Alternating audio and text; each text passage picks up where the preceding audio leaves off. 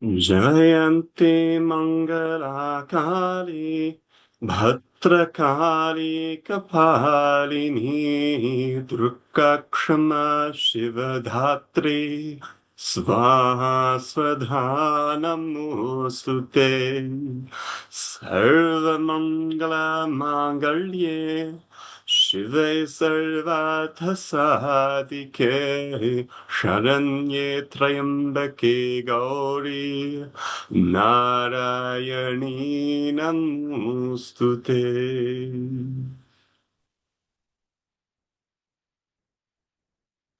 Namaskar, all of you.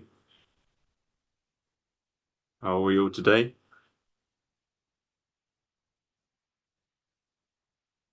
Namaskaram, Anna. You're good. How are you? Very well, very well. Thank you. So, rest of you, I hope you're doing well. Today we thought we would do a Davy special because, well, it's been a long time actually that we've done something that's just focused specifically on her. And because speaking to a few people, I realized that people want to go deeper into Devi Sadhana. No matter which form of Devi you worship, this session is relevant for you. By the end of this session, you'll have a better understanding of what you need to do to go deeper into your own Devi Sadhana.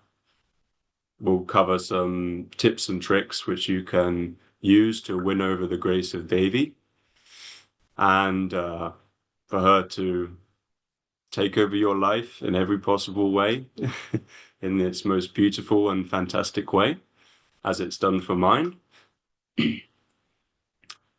And we'll cover some of the science of how Devi Sadhana connects with the five elements.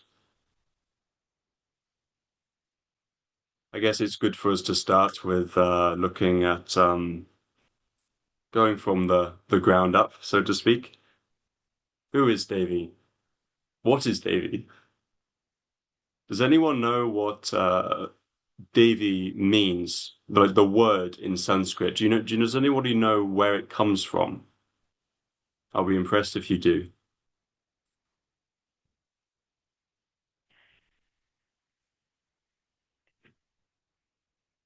No one?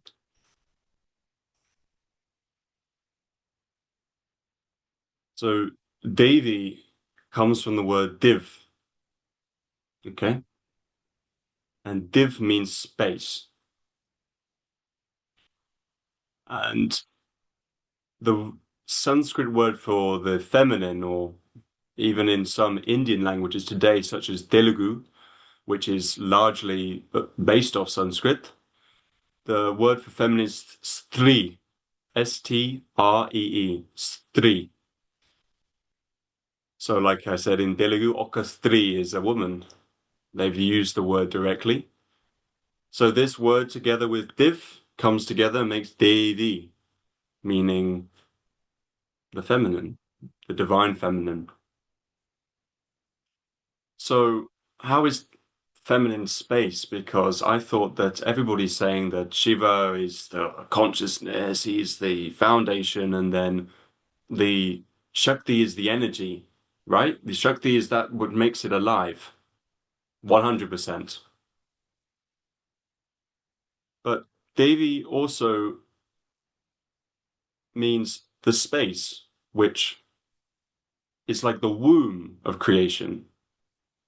The masculine is linga or rupa, which means form, like you see the Shiva linga. Okay.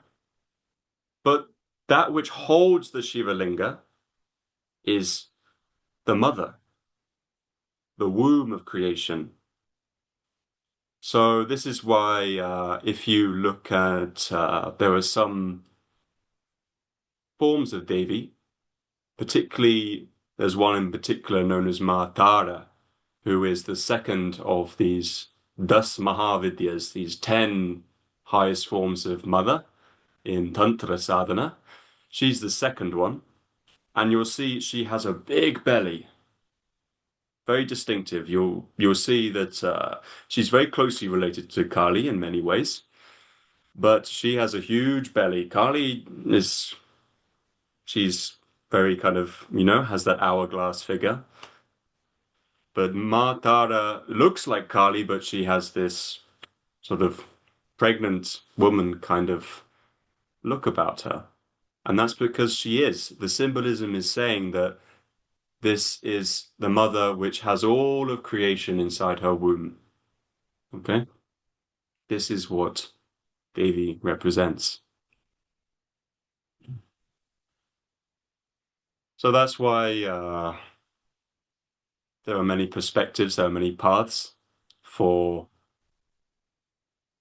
looking at what is the highest in creation, what is the highest of a certain person's perspective. And you'll hear many Shakta or Devi sadhaks. They will always see that Mother is the one who is governing creation, and Shiva is like her her playmate. She's her husband. So what she wants, he does, like this. So you may also hear this phrase in certain schools of Devi Sadhana that Shiva Sadhana will take you close to Shiva, but only Devi Sadhana will unite you with him. Because when you call Devi, Shiva has to come because he's so obsessed with her that there's simply no other way for him. So, with this understanding, I suppose it's time we start looking at the first topic of today, which is how to arrange the items with our Devi sadhana, whatever it is that we do, how to arrange these items correctly, because it's very important we get this right, and also this distinction between what is yoga sadhana and what is tantra sadhana, how the five elements are in the yoga sadhana, how the five elements are in the tantra sadhana. Okay, so for this, we'll do something very, very simple, a very, very basic exercise. What I'm going to do is I'm just going to share my screen to give me a moment. And okay, Zoom is being a bit funny. Here we go. And what we're going to do is we're going to see this photo right here. Okay. So here we have a. Can everybody see my screen for a starter? Please let me know.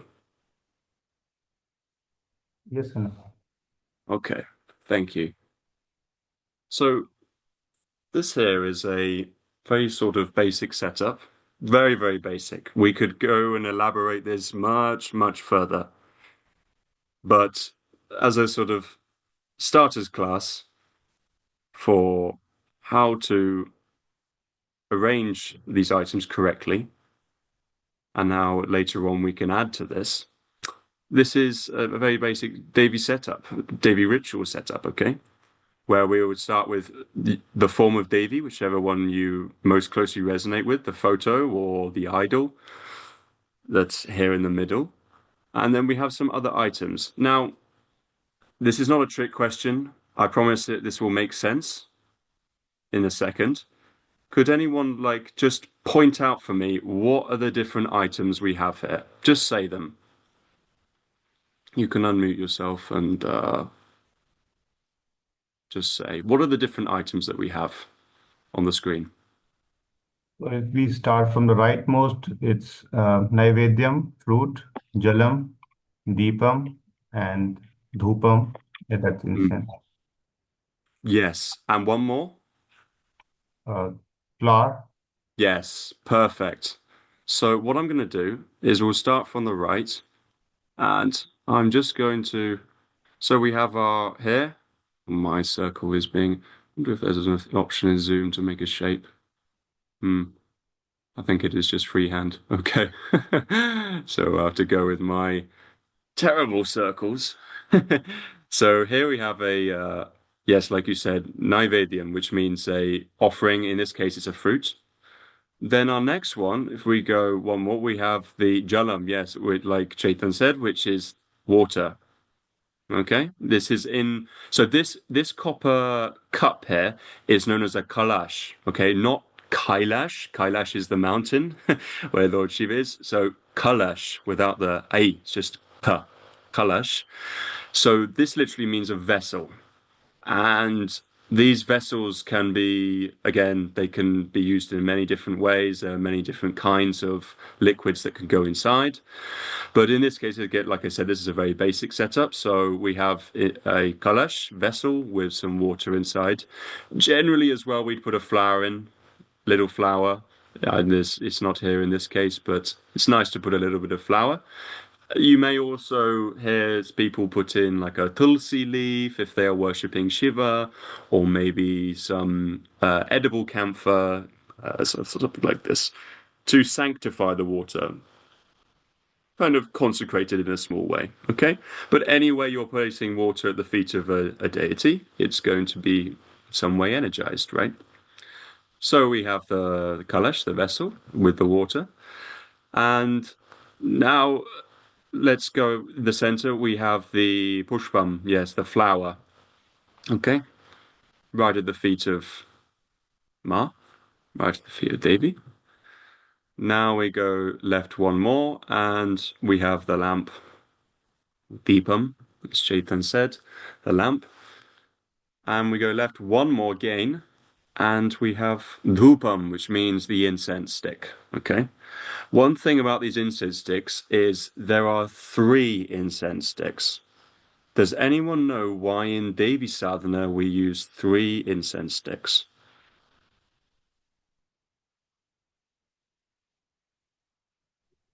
Anyone Probably want to guess? Durga, Lakshmi, Saraswati. Great, fantastic. So, because in Devi Sadhana we have what's known as the Triveni or Tridevi, which means the three fundamental aspects of creation. These are, as Chaitanya said, Durga, Lakshmi, and Saraswati. And these three play their game in every part of creation, from the lowest to the highest, in the form of tamas, rajas, and sattva, which means inertia, dynamism, and transcendence.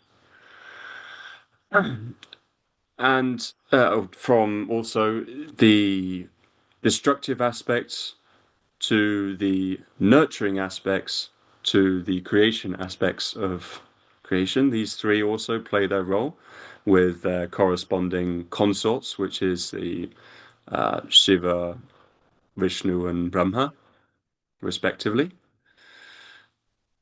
the masculine aspects. So these three come up very commonly and in Devi Sadhana, which is the reason why that it's important when we do Devi Sadhana, we use three incense sticks. So you may see that in maybe some kind of Shiva pujas or Guru pujas, we'll use two, which is a different thing. That's representing the Shiva Shakti union. But in our case, because our focus in this ritual here is on Devi, we're using three, okay, to symbolize that. So this is a very important thing to remember. If you're doing Devi sadhana, it's best to use three incense sticks. If you're using incense powder, then it is fine. You obviously you can't separate the three, right? So you use whichever much is needed. So I've put all of these in specific colors. Does anyone know why I've put specific pen colors for each of these items? Can anyone figure it out? Want to see if you can get this because this is like a very crucial part of Devi Sadhana, this understanding. Anyone hazard a guess? And it looked like five elements. Uh, Bingo. red is Yes. fire, blue is space, green earth. So Actually, in this case, I've only put four elements.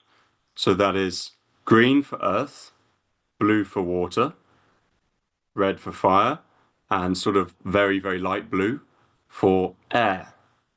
Vayu. Okay. Bhumi, Jala, Agni, Vayu, if you want the Sanskrit names.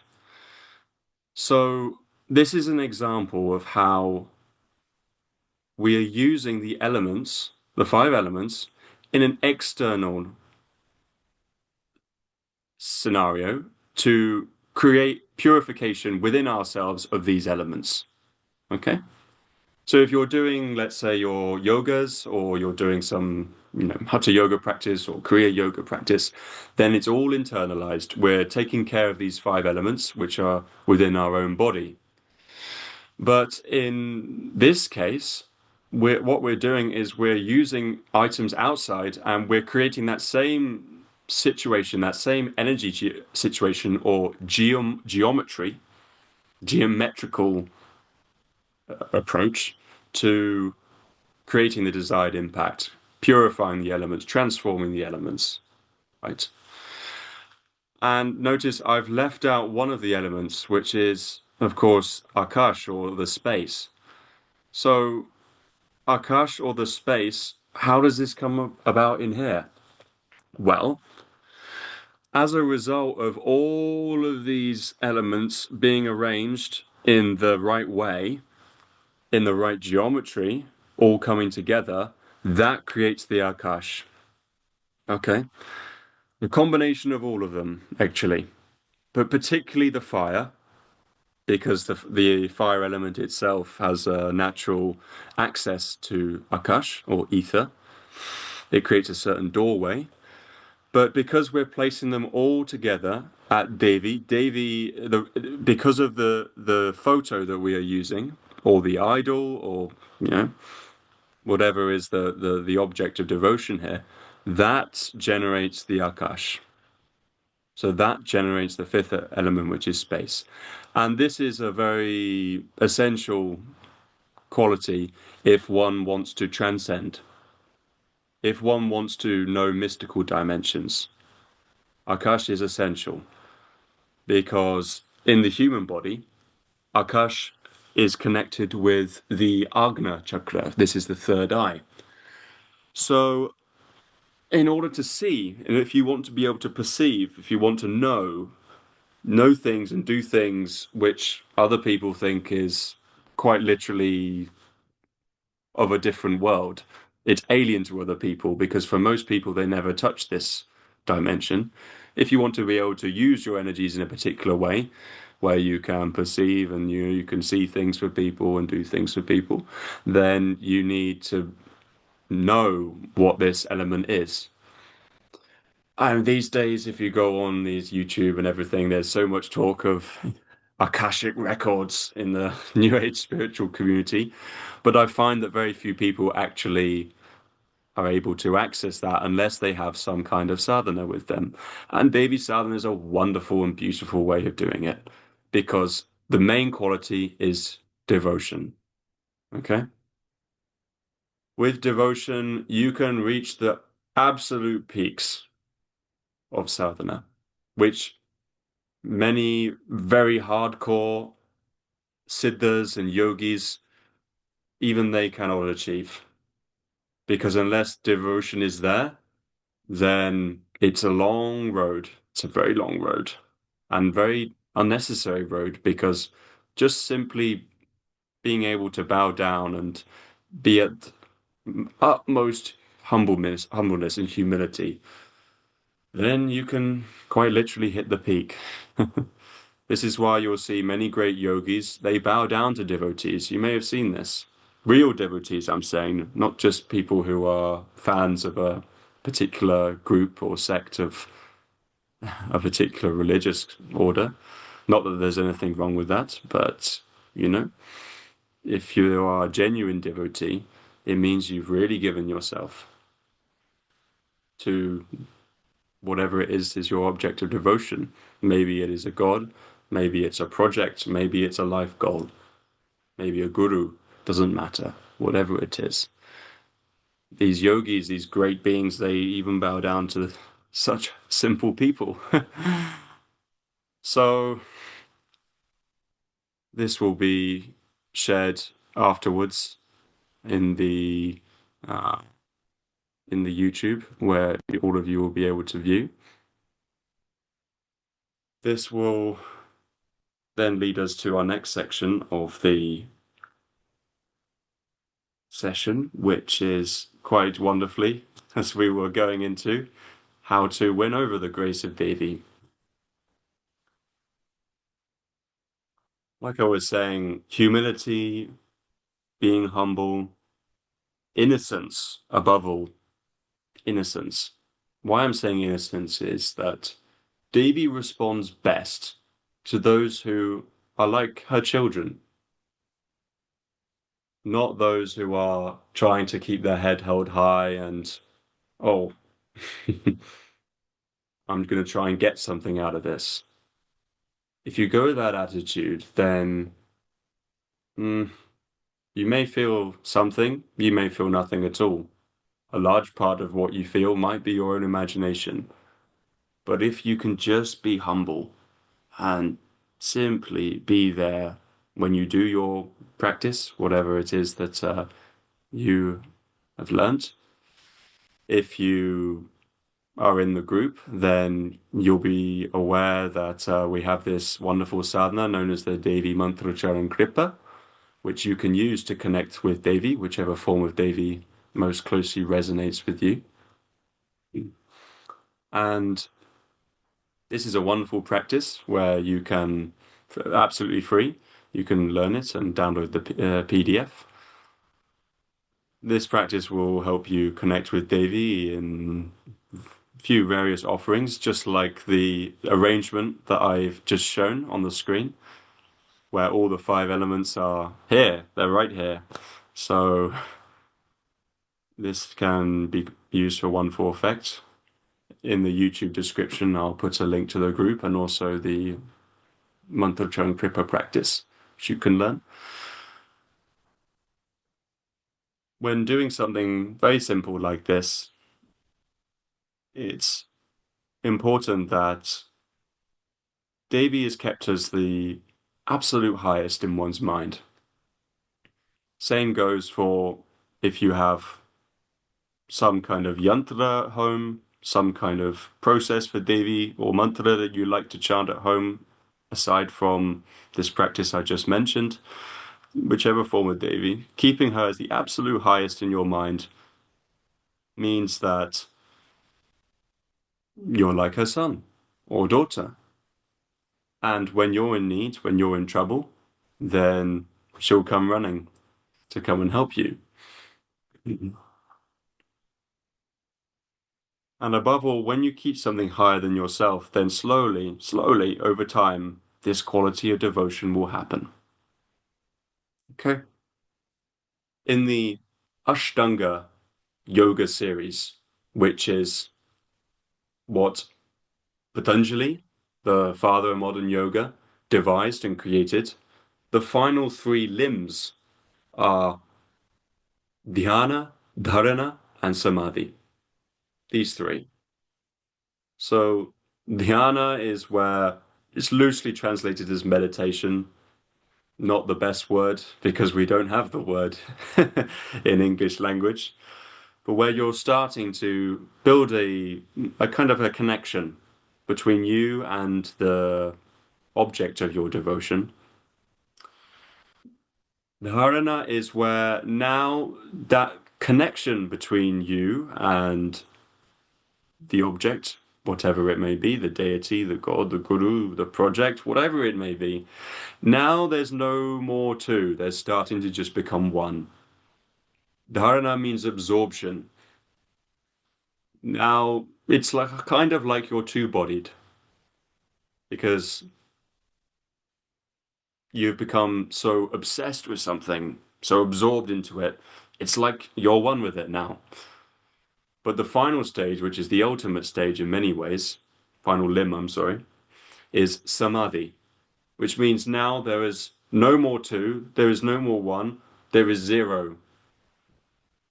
Both have dissolved into one another.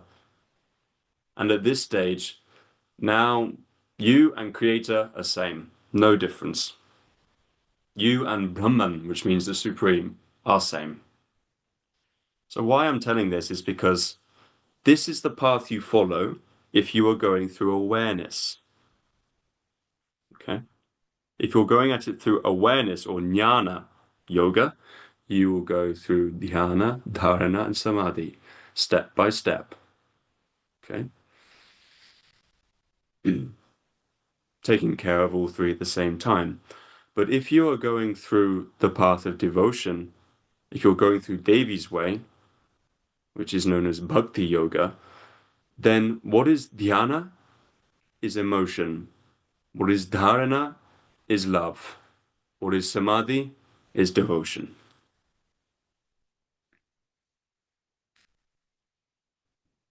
That is how these two paths coincide and connect with one another. Okay?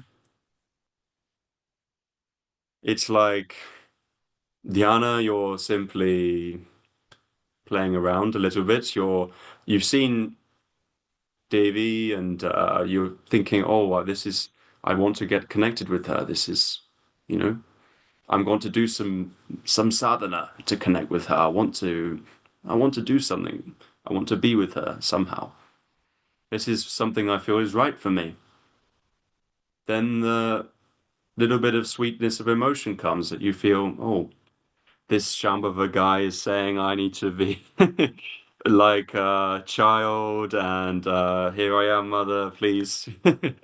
No, I'm serious. This is very good. This is very good to do. You just be there like a kid, like you don't know nothing. Just be like, mother, please, I want this. I want to know what you are. I want to know your path. I don't want to just, get carried away with my own thoughts, my own nonsense. I want this. I want this experience. I want to know what you are. And just be there like that. This is dhyana. You're still becoming meditative with Devi just through sweetness of emotion, simple, humble sweetness. Nothing too great about it, no grand philosophy. Just being there like that, like a kid.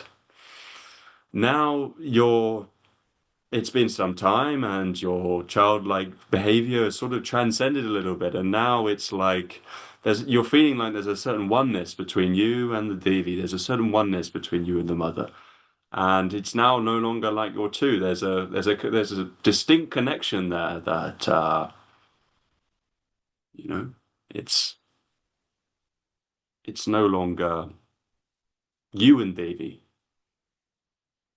There is a feeling that there's a part of me that's Devi actually. This is not something you arrive at with your mind. This is not something you arrive at logically. I am Devi. No. If you go by your mind telling you I'm Devi, you can get into all kinds of hallucinations. Always we're being absolutely humble, not trying to say I am this, I am that, because that is a dangerous road. Thinking you're God when you're not. Dangerous territory. People have been killed for saying these things in the past. At worst, these days you'll get called crazy, probably. So either way, Dharana, starting to realize there's something there that there is no longer just my body, her body. There's a congruence. There's an absorption now with my consciousness and her consciousness. Okay. If that transcends further to a point of no return, then we may reach a state of samadhi, which means devotion. In this case, in this path, it's arrived at through devotion. There are other ways, but with this way, it's through devotion. And when that happens, you've made it in a way.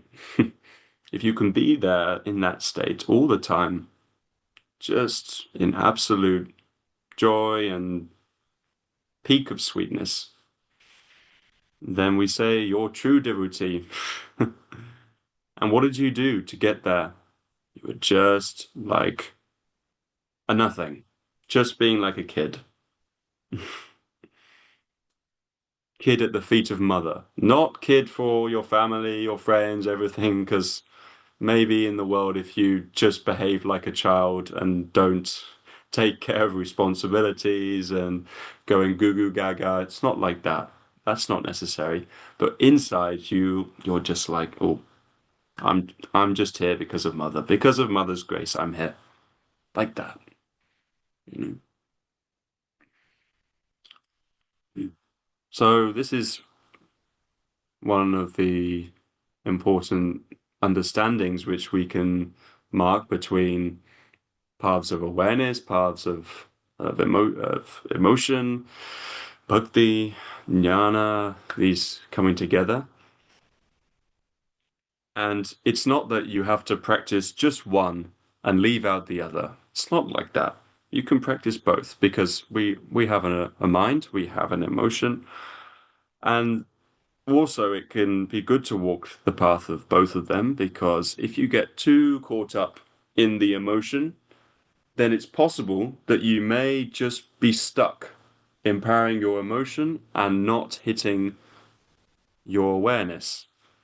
What do I mean by that? It's possible that you may only empower an aspect of your body instead of actually connecting with Devi. You may end up forcing yourself to become a devotee. You must keep this in mind that devotion cannot be taught. You have to arrive at it through your own willingness and desire throughout the day to connect with Devi. Okay. It's good in evenings, perhaps before bed, or whenever you get time, once you've finished all your daily chores and your sadhana, to simply sit with Devi and talk about your problems, talk about your fears, talk about your stresses, whatever is on your mind, good or bad. Being grateful, being depressed, being sad, being disappointed, whichever way you're feeling that day, you simply sit and just share it with her, just talk to her like that. Because what we're building here is a lifelong connection. We're not doing this as a task to get something. The more you try and get with Devi Sadhana, the less you will get. It's as simple as that. Because she doesn't respond well to people who are coming with their own kinds of ideas of what benefits they may derive. It's fine to be like that at the beginning, but if you want to go deeper, and this session is about going deeper into Devi Sadhana, then time to, you know, walk the way of the humble. Okay. So we will do one more short section, and then we'll go into the Q&A if there are any questions. We've been, myself and Mahaguru have been looking at this. He's been constructing a new kind of practice, a new Kriya, actually. It uses various mantras, very basic mantras, and perhaps it's probably not reasonable to call it mantra yoga, but more to call it nada yoga, because we are using the sounds a, u, and aum, in a certain way, and also om, because there's a difference between the two. So we will cover what the difference is between aum and om, because they have a different effect on the body. And then we will introduce this Kriya practice, which, as I said, will involve these sounds. It also has a few aspects of breathing, some purification processes that happen, breathing in a particular way, and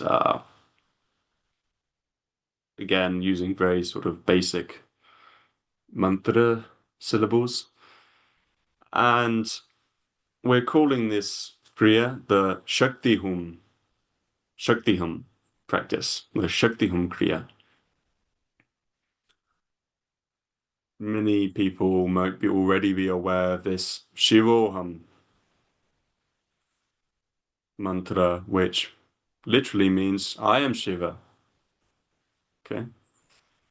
Well, we were already looking today at the pathway, the progression from dhyana to dharana to samadhi, and how we slowly go from just a simple human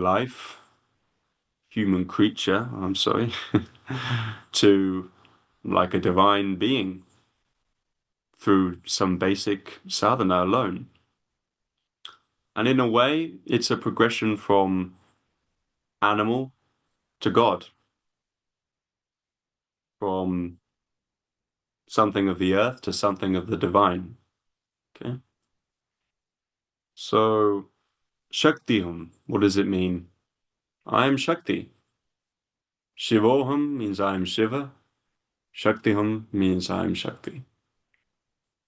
So, one important part of this practice that we're working on, there's a few aspects which need to be taken care of to make sure that it's safe for people before we can release that, is that it builds this awareness within you where you can walk around and be in the world, and within yourself, you can maintain this awareness that actually, I'm not this body, I'm not this mind, I'm something more.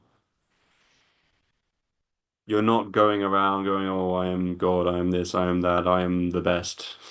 Not like that.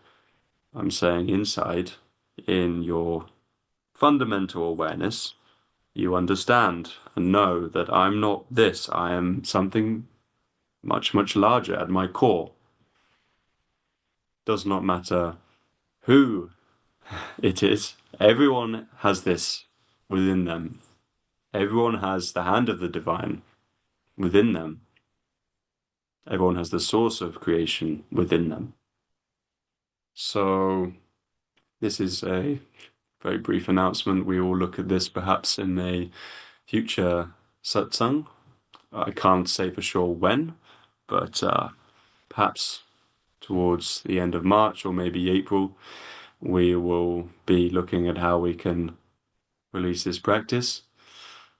Although in the meantime, it's essential that I do a review class, I think, of the Mantra Charan Kripa because people have been asking for it, and also the PDF for the Mantra Charan needs a few adjustments, just to a few updates, let's say, just to ensure that it's easy to follow for everybody.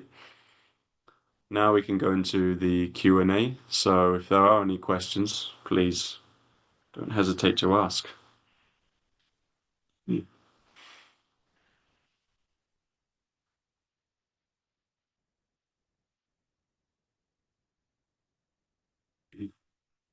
No questions?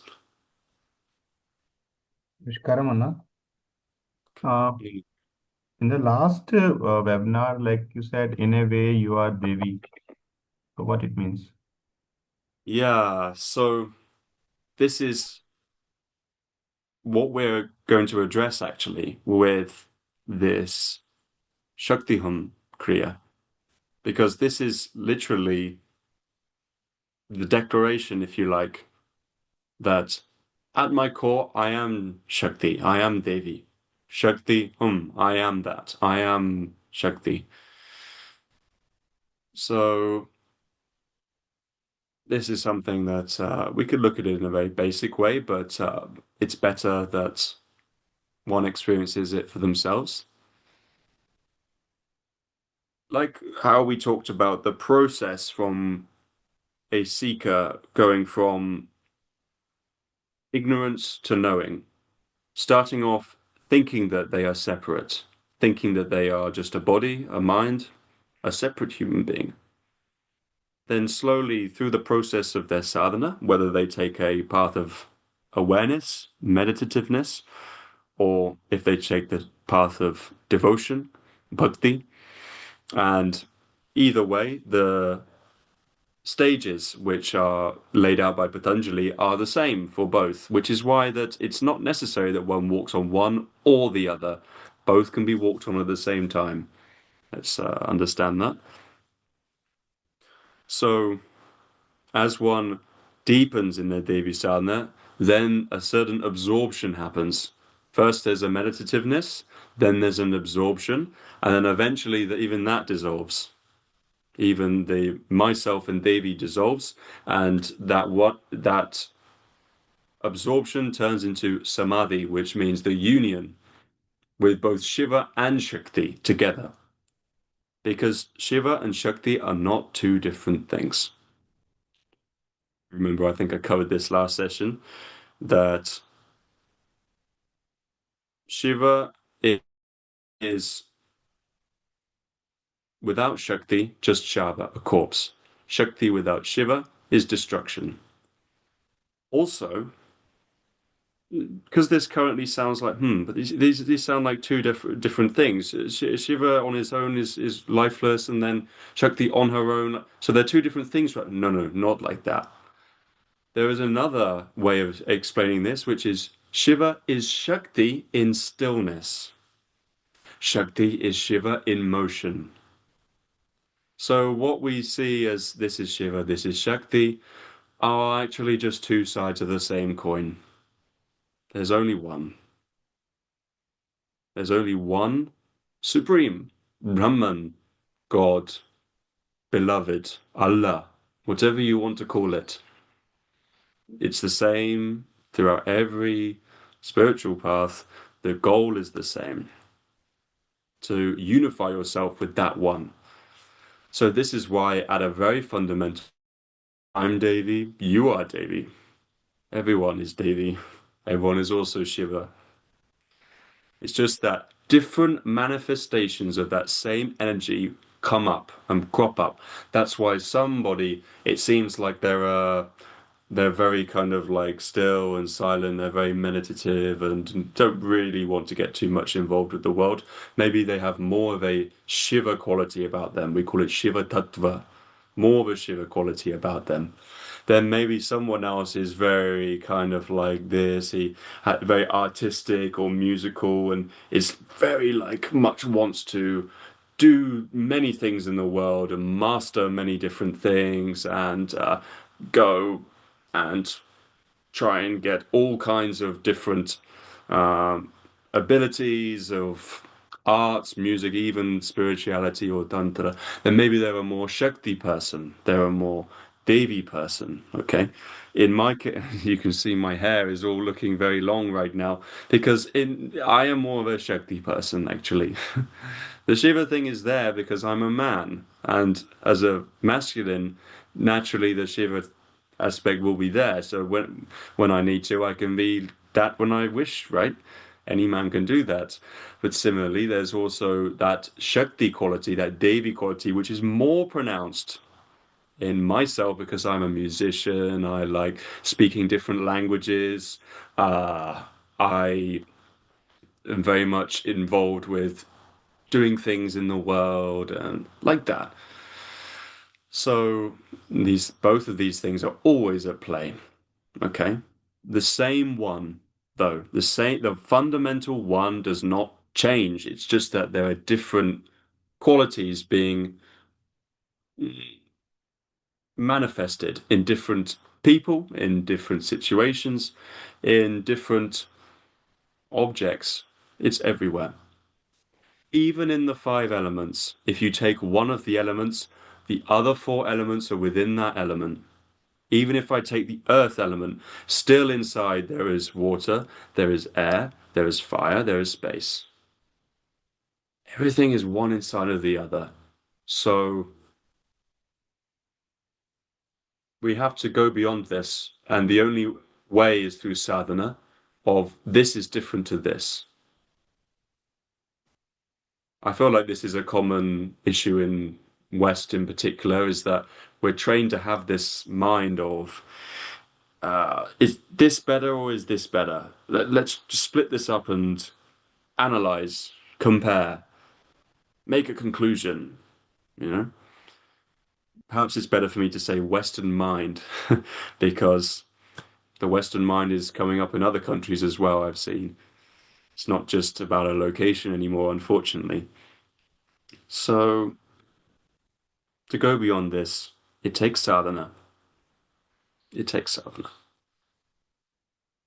When your energies touch here, which is known as agna, and then you have access to this element we're referring to as akash, then now the duality of life, what seems to be one or the other, left and right, masculine, feminine, Shiva, Shakti, all just becomes one thing.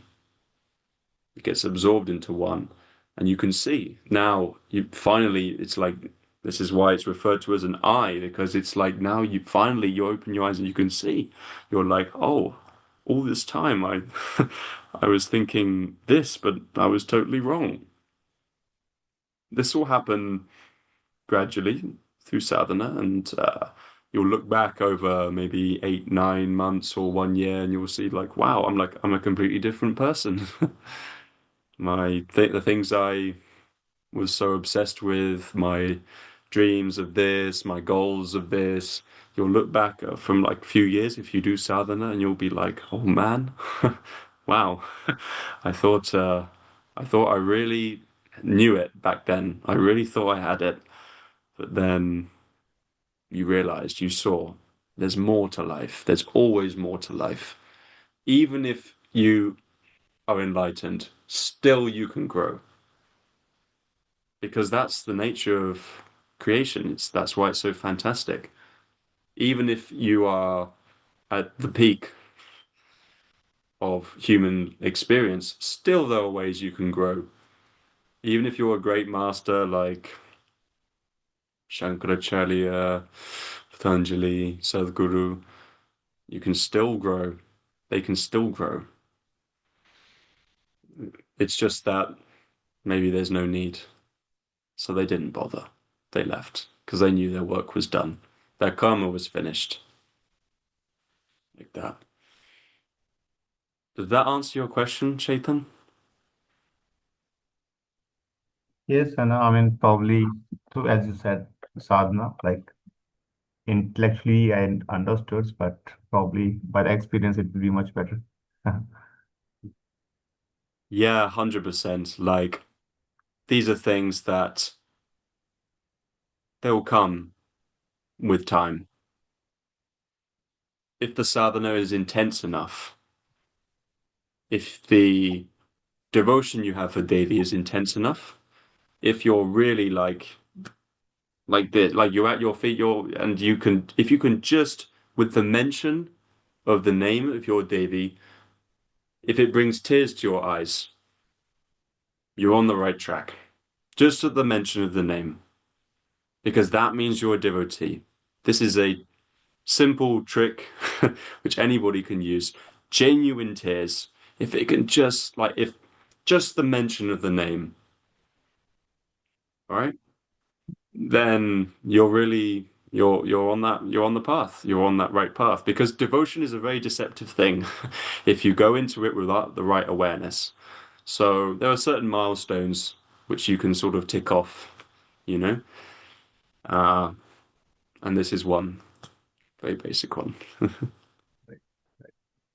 And the setup that you just mentioned, like we can, if I have the yantra, I can do that setup, like offer these things to Devi every day. I mean, this Yeah, yantra. so if you have because I remember you told me, right, you have this Linga Bhairavi yantra, I would suggest that you go with whatever the guidelines are Okay. for maintenance of the yantra. I don't want to sort of interfere with that process that's already been set up there. But if if there's nothing specific about, where to place all of these items, then 100% you can do this kind of setup where we actually didn't really cover this, but perhaps in a later session I can talk about this. But we actually place the lamp on Devi's right side, and then the water, the kalash on the left side. And why this is because the lamp, we want it to be on the left side because that is our left side. And this is the side which is the feminine side of our body. So we want that side to be most receptive. The lamp is particularly the place where there will be most receptivity to Devi. There will be easiest access because, like I said, there is that element of Akash is being generated in both the lamp and also the Devi photo or yantra. These two are the main sources of Akash in this setup we went through. And this means that there is an easier connection with Devi when the lamp is on her right side from her perspective, or when you're looking, it's on the left side because we want it to be on our left side of the body, right? This is why when you do the Devi Dandam, we're closing the right side and we're opening the left side of the body because we want that is the place where it's most conducive to access what we're referring to as Devi. And the water being on her left side is associated with the fact that on her left side, this is because she is also a being like us, just of an immense caliber. She also has a left side, a feminine side, and the feminine side is generally associated with the water element. So that's why the Kalash there is on the left side. Vayu is a little more masculine as an element in nature. It represents activity, and if you have a strong Vayu, then you're very activity and goal orientated, very much connected with the intellect, mental activity, the element of air. So that's why the air element is on Devi's right side.